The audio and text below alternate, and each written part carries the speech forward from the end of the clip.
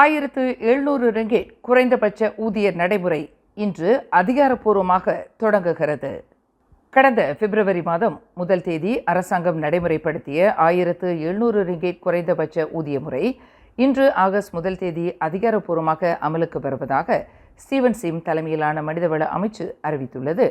5 ஊழியர்களுக்கும் குறைவாக கொண்டுள்ள தொழில் நிறுவனங்கள் மற்றும் 2020ஆம் ஆண்டு மலேசிய தொழில் வகை கட்டுப்பாட்டு தரநிலைகளின் கீழ் வகைப்படுத்தப்பட்டுள்ள நிபுணத்துவ தொழில் நடவடிக்கை சாரா தொழிலாளர்கள் அனைவருக்கும் இன்று ஆகஸ்ட் 1 தேதியிலிருந்து 1700 ரிங்கெட் குறைந்தபட்ச ஊதியம் அமலுக்கு வருவதாக மனிதவள அமைச்சு இன்று வெளியிட்டுள்ள ஒரு அறிக்கையில் தெரிவித்துள்ளது.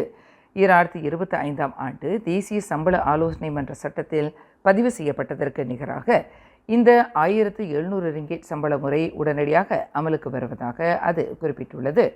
அத்துடன் பரீட்சார்த்த முறையில் குத்தகை அடிப்படையில் வேலை செய்து வரும் பணியாளர்களுக்கும் இந்த 1700 ரிங்கெட் குறைந்தபட்ச ஊதியம் அமலுக்கு வருவதாக மனிதவள அமைச்சு தெளிவுபடுத்தியுள்ளது.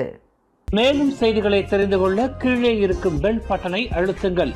உங்கள் மகிழ்ச்சியை வெளிப்படுத்த லைக் மற்றும் ஷேர் செய்யுங்கள். தொடர்ந்து திசைகளோடு இணைந்திருக்க சப்ஸ்கிரைப் செய்யுங்கள்.